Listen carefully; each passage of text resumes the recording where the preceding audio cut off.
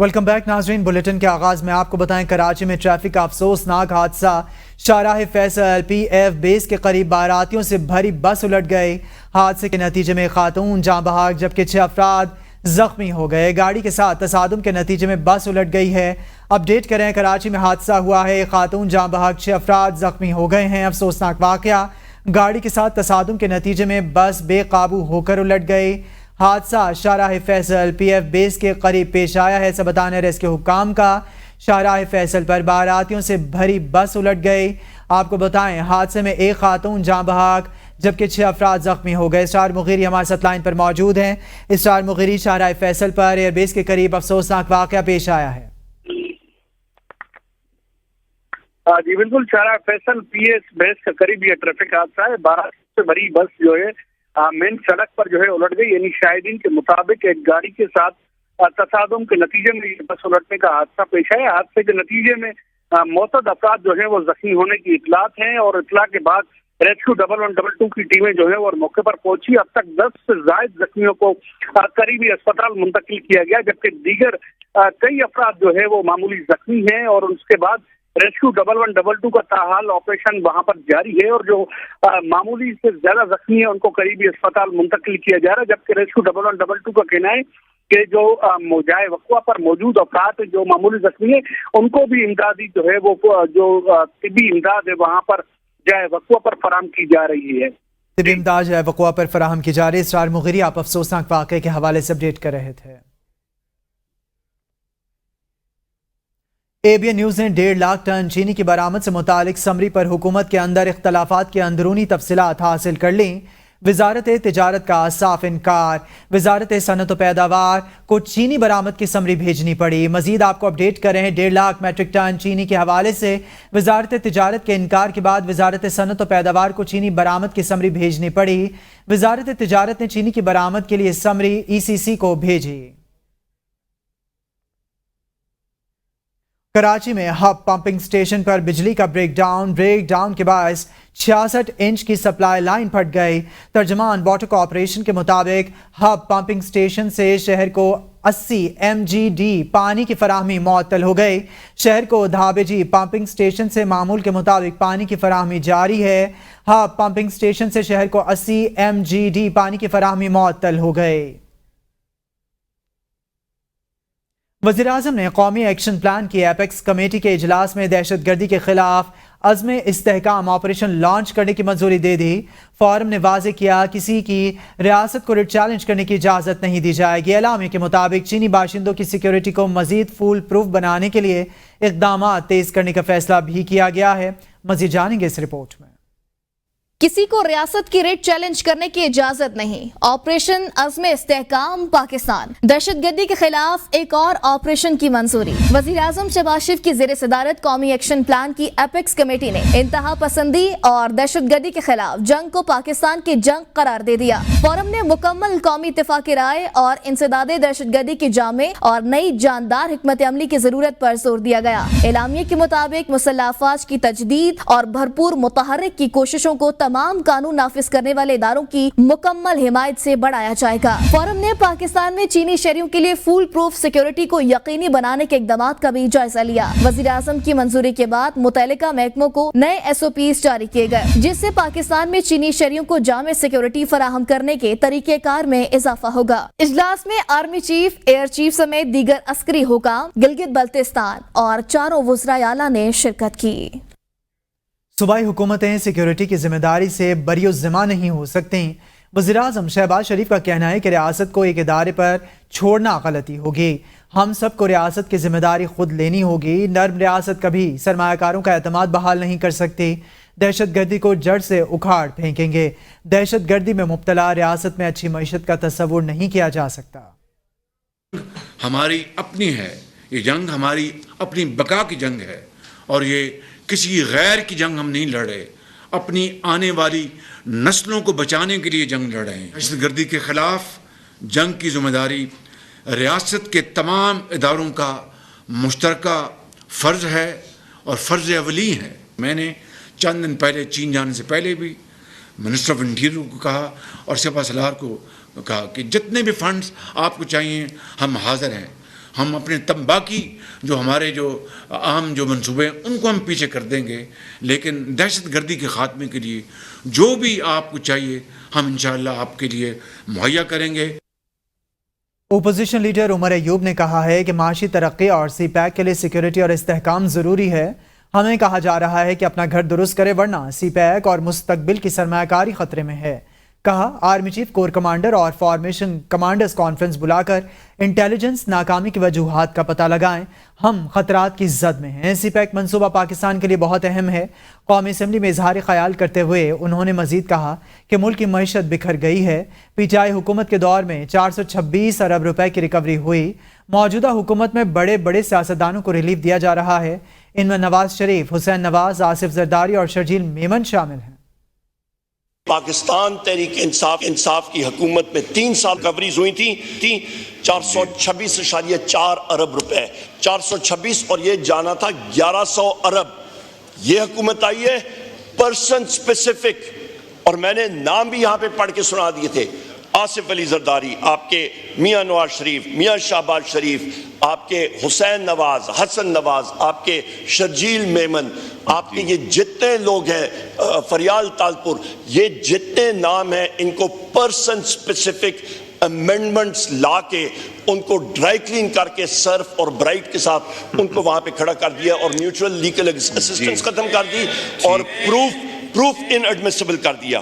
ہمارے 100 کے حساب سے لوگ کل پکڑے گئے ہیں پنجاب میں پیسفل پروٹیسٹ کرتے ہوئے، فری عمران خان پروٹیسٹ کرتے ہوئے۔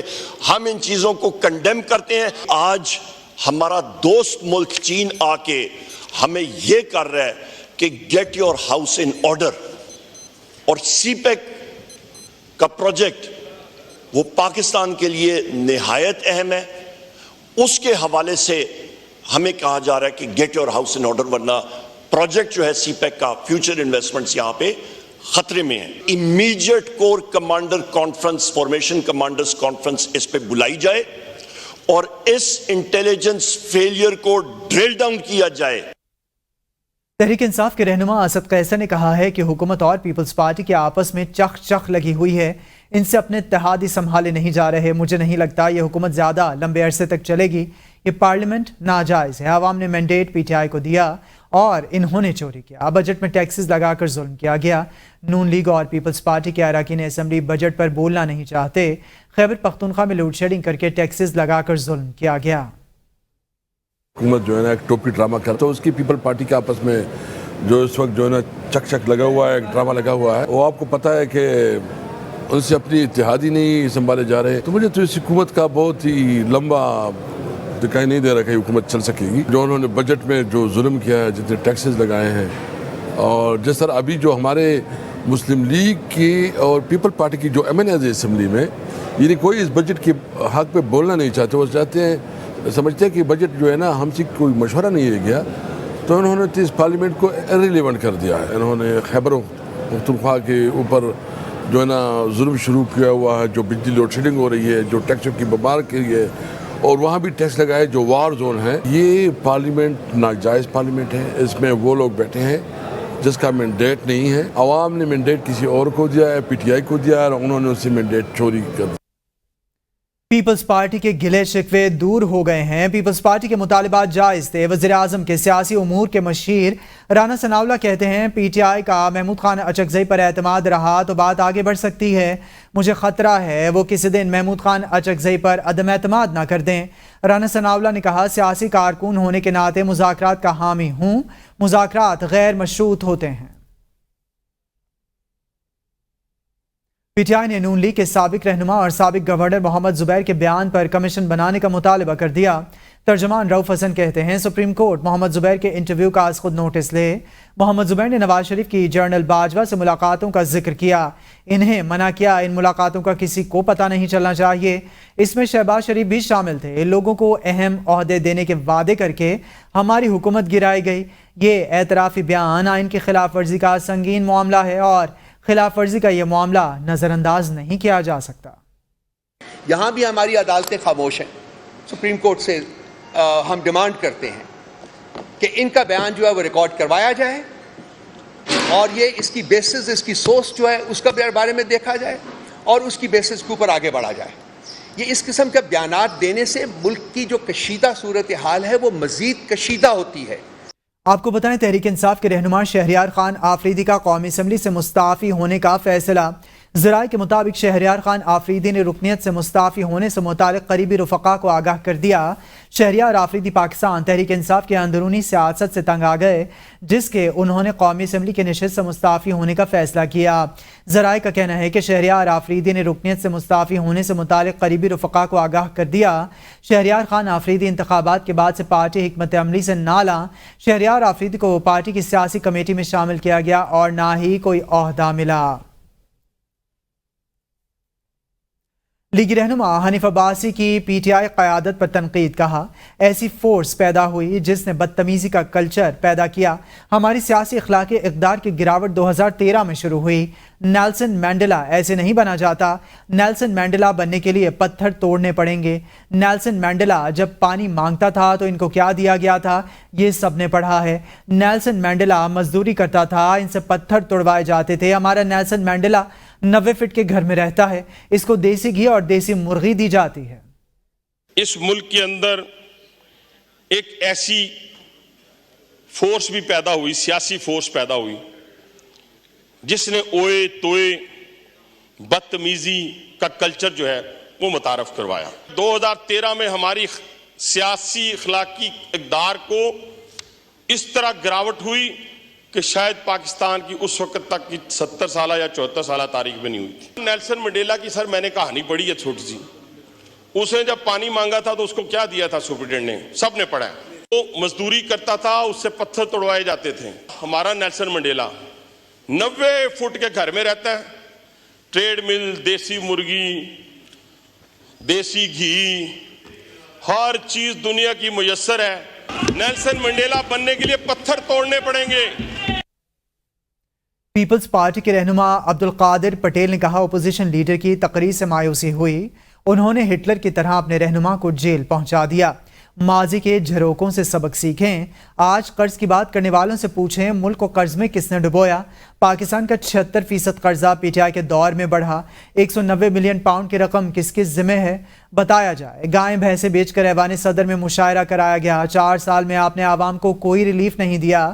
آپ کو مضبوط ملک ملا, آپ نے دعوے بڑے کیے لیکن ملک کا دیوالیہ نکال دیا. نوجوان نسل کا اعتماد ٹوٹتا تو وہ کسی سیاستدان پر اعتماد نہیں کریں گے. یہ 180 قریب پاؤنڈ کے 180 ارب پاؤنڈ والا کون سا مسئلہ ہے؟ یہ آپ مجھے بتائیے اس کا غبن کس کے ذمہ ہے, یہ کیس کس کے ذمہ ہے, یہ پیسے کس کے ذمہ ہے, کہاں سے آئے اور کہاں گئے. انہوں نے کہا جناب ان کے زمانے میں نیب کی ریکوری بڑھ گئی. یہ 190 ملین پاؤنڈ کہاں گئے سر؟ کون سے IMF کے قرضے واپس ہوئے؟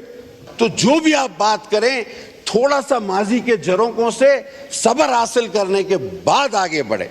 پورے نوجوان 70% اگر 80% آپ کے ساتھ تھے تو ان 4 سالوں میں دیکھا آپ نے کتنی شدید تنقید آپ پہ بھی ہونے لگی. اس کا اعتماد جو آدھا ٹوٹا تھا اور آدھا پھر ٹوٹے گا تو پھر یہ نہ آپ پر یقین کرے گی, نہ نون پر, نہ مجھ پر.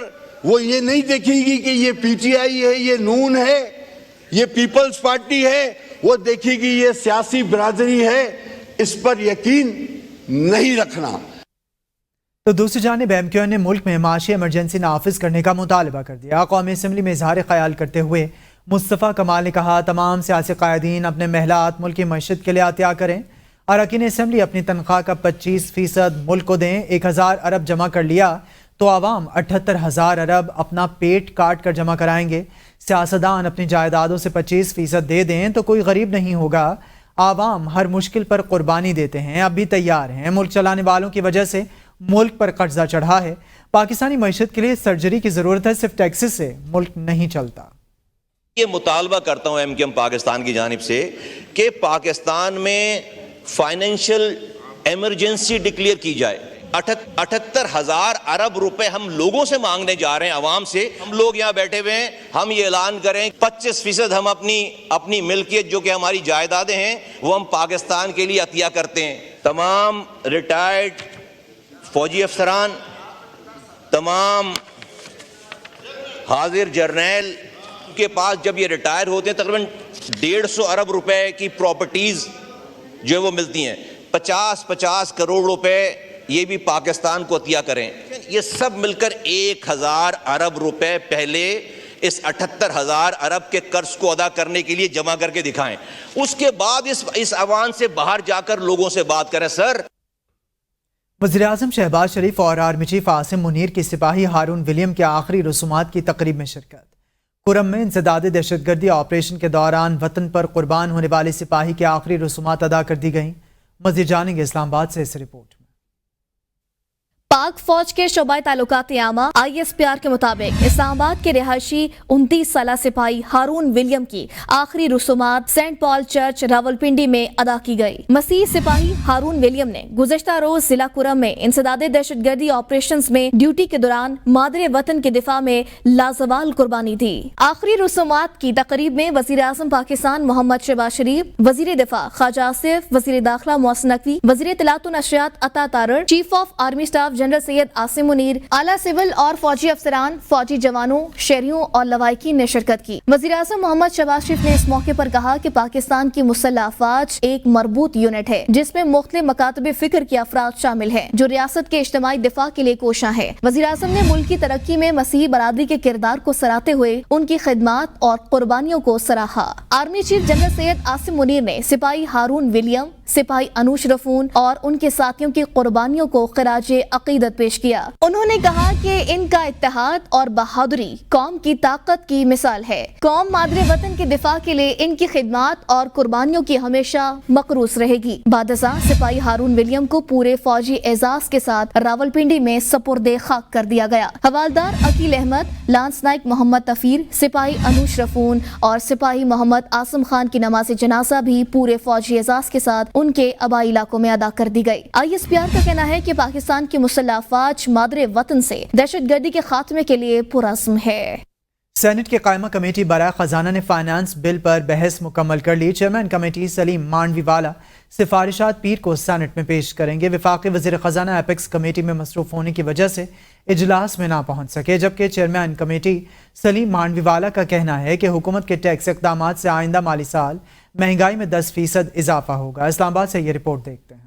سینٹ کی قائمہ کمیٹی برائے خزانہ نے بچوں کے فارمولا دودھ اور اسٹیشنری آئٹم پر ٹیکسز میں اضافہ مسترد کر دیا. $200 سے کم قیمت موبائل فون درآمد پر 18% GST کی تجویز بھی مسترد. کمپیوٹر اور لیپ ٹاپس پر ٹیکس بڑھانے کی بھی مخالفت کر دی. اجلاس میں وزیر خزانہ کے عدم موجودگی پر ارکان برہم. FBI حکام نے بتایا کہ بچوں کے دودھ پر ٹیکس سے 40 ارب اور اسٹیشنری سے 7 ارب روپے ریونیو آئے گا. سینیٹر انوشا رحمان نے پوچھا کہ کیا قبر پر بھی ٹیکس لگایا جا رہا ہے. سینیٹر فاروق نائک بولے ابھی IMF کو اس کا پتہ نہیں، وہ وقت بھی دور نہیں جب قبر پر بھی ٹیکس لگے گا. کمیٹی نے $200 تک کے فون پر 18% سیلز ٹیکس کی تجویز بھی مسترد کر دی. سینیٹر انوشا رحمان نے کہا کہ غریب آدمی کے لیے فون پر ٹیکس، کال پر ٹیکس، چارج کرنے پر tax, mobile phone luxury item نہیں ہے. FBR کے باعث سرمایہ کار ملک سے بھاگ رہے ہیں. قائمہ کمیٹی خزانہ نے فلاحی اسپتالوں پر سیلز ٹیکس کی حمایت کر دی. کمیٹی نے مرغی کی فیڈ پر ٹیکس چھوٹ ختم کرنے کی بھی حمایت کر دی. گائے اور بھینس سمیت لائف سٹاک فیڈ پر بھی 10% سیلز ٹیکس عائد ہوگا. فی الوقت کے لیے اتنا ہے.